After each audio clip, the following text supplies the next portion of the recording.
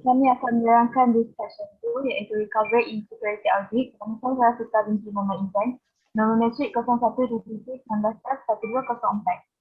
So, slide yang kedua. So, ada 6 jenis recovery in security audit. So, saya pilih untuk classify and audit your CCP file data flow in any channel or activity. So, untuk slide yang ketiga adalah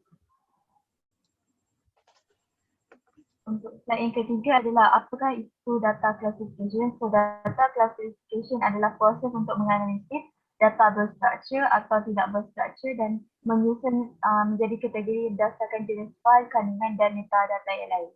So, slide yang keempat. So, klasifikasi data ni kita dapat membantu organisasi menjawab soalan penting mengenai data mereka yang memberitahu mereka bagaimana untuk mengurangkan risiko dan menguruskan data takbir urus data. So, dapat bagi tahu macam mana kita nak simpan data yang penting ataupun jenis data yang sensitif. So, kat sini kita ada 6 data classification process, 6 step dia. So, step yang pertama adalah kita define the objective. Yang kedua adalah kategori the type of data. Yang ketiga, create workflow based on the selected classification tool. Yang keempat, define category and classification criteria. Yang kelima, define outcome and usage of classified data. Yang keenam, monitor and maintain. So, yang sebelah kanan pula adalah sebab to implement a data classification process. Yang pertama adalah identify specific file. Yang kedua, secure critical data. Yang ketiga, create regulate data. Yang keempat, optimize the search capabilities. Yang kelima, discover trait inside data. Yang terakhir adalah identify duplicate or scale data. Okey, so seterusnya saya akan menerangkan untuk detect hidden security threat melalui Gap Powerful Report about company perimeter. So, nama saya Nur Fakrul binti Muhammad Azhar, nombor metrik 01 DDT 19F1195. Okey, what should a network security audit report include? Apa yang diperlukan untuk network security audit? Report termasuklah an in-depth analysis of security measures. Maksudnya di sini analisis secara mendalam mengenai langkah-langkah keselamatan dalam company melalui report company. Yang kedua, risk assessment, processes, application and function. Selain itu, kita akan dapatkan report dari penilaian risiko dari segi proses, application dan function dalam sistem. Kita akan identify threat yang berlaku dan analisis control environment untuk determine kemungkinan risiko dan kesan yang akan berlaku. Seterusnya, a review of all policy and procedures. Seterusnya, examination of controls and technologies protecting asset. Okay, kat sini kita akan dapatkan report pemeriksaan kawalan dan teknologi yang digunakan dalam melindungi akses melindungi aset syarikat. Contohnya, software-software yang company guna untuk melindungi data dan aset syarikat dari serangan virus. Okay, untuk firewall configuration review, topology review analysis, management processes and procedure, iaitu report configuration terhadap firewall seperti topologi, proses dan prosedur dalam pengurusan. Okay, so seterusnya melalui report kalau if serious problem are identified during this stage of the audit, so sekiranya masalah yang serius dapat dikesan pada stage ini, tindakan akan diambil untuk menyelesaikan masalah yang berlaku sehingga syarikat dapat selesaikan masalah tersebut tanpa menunggu sepenuhnya report disiapkan.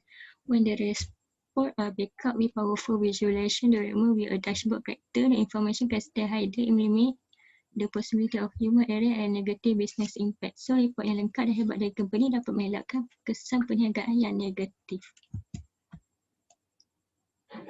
So, seterusnya kalau saya akan sambung. Okay, Assalamualaikum. My name is Nur Amira Amani binti Ahmad. My number matric is 01DDT19F1142. Okay, saya akan terangkan tentang what is recovery time objective yang dikenali sebagai RTO. Okey, dia adalah tempoh masa yang diperlukan untuk memulihkan semua aplikasi dan sistem setelah mengalami gangguan. Biasanya masa dikira dari segi gangguan itu berlaku. Tujuan dia untuk meminimumkan waktu henti dan gangguan perkhidmatan. Okay, next kita tengok pula pada what is recovery point objective yang dikenali sebagai RPO. Dia menentukan titik masa untuk pulihkan data kita selepas mengalami bencana. Ini dia agak terbatas untuk kita kembalikan recovery yang telah kita buat dan dia menentukan seberapa banyak data yang mampu dimiliki oleh perniagaan tu sebelum mempengaruhi produktiviti, pendapatan dan reputasi. Okay, next.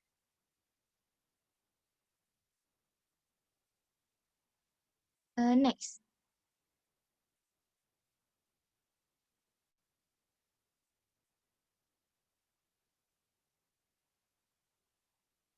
Fakrul. Next. Okay, so dekat sini ada beberapa objektif analyze activities recovery in your environment. Okay, salah satunya to minimize instruction to normal operation, to limit the extent of destruction and damage, to minimize the economic impact of the interruption, to establish alternative means of operation in advance, protect important information and record, to train personnel with emergency procedure, to provide for smooth and rapid restoration of service, reduce the risk of disaster caused by human error, intentional destruction and damage to building or equipment, recover record or information loss or damage after a disaster. Okay, itu je. Next. Assalamualaikum, nama saya Auna Dini Binti Ahmad Zaini, nombor metrik 01 DDT 19F1181.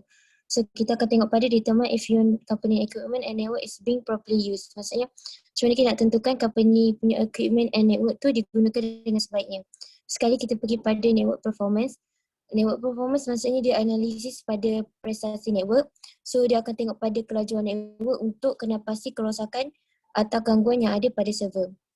Next, network scalability.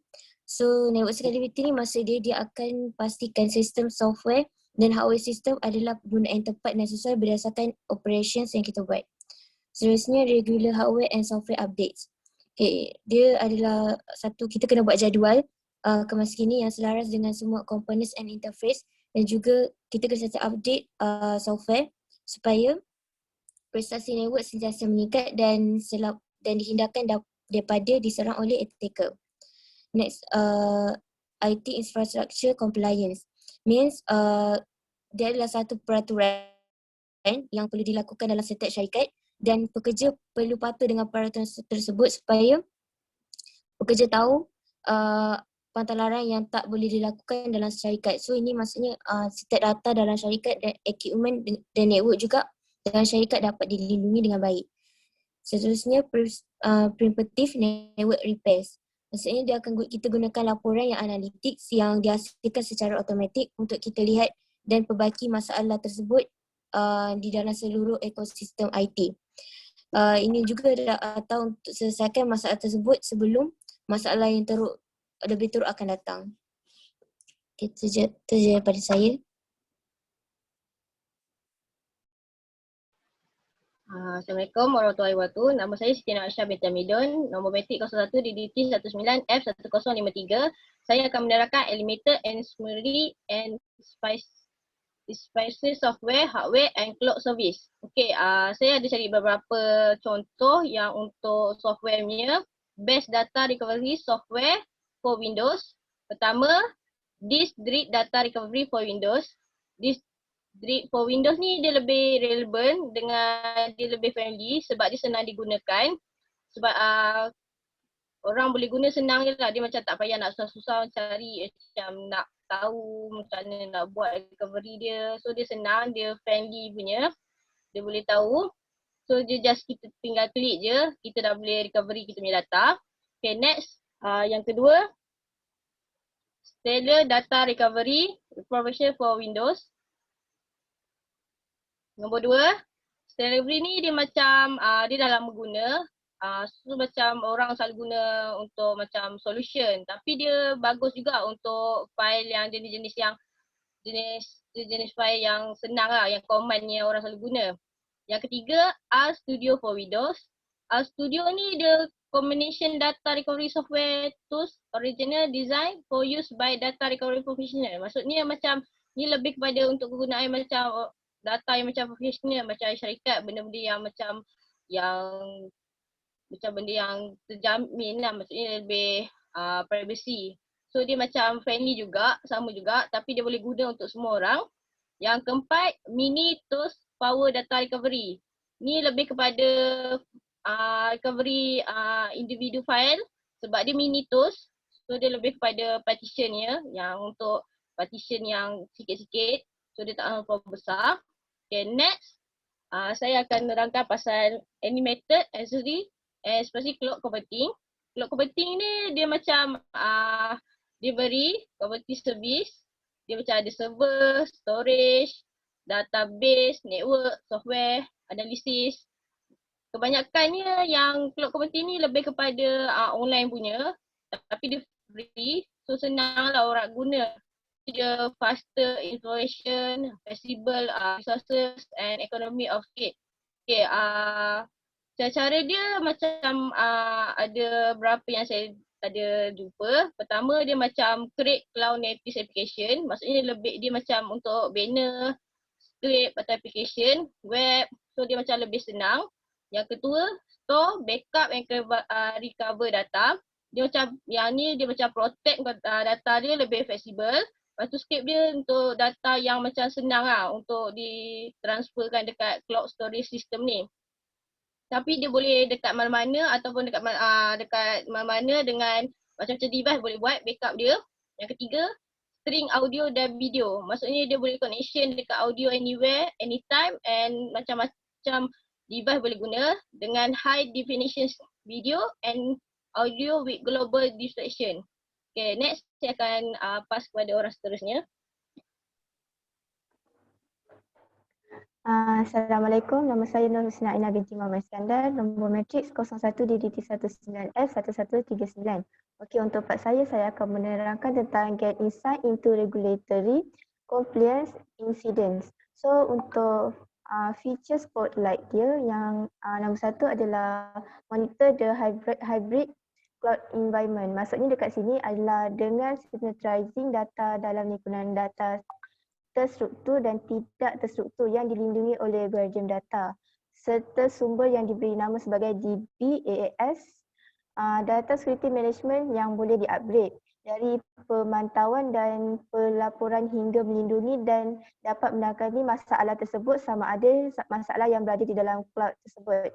Okey, untuk yang nombor 2 pula adalah centralizing data security and auditing, iaitu sesuatu pusat untuk melihat semua security data dan data audit di setiap lokasi yang ada dan sumber cloud dalam cloud tu yang bermaksud ke tangkasan yang lebih besar.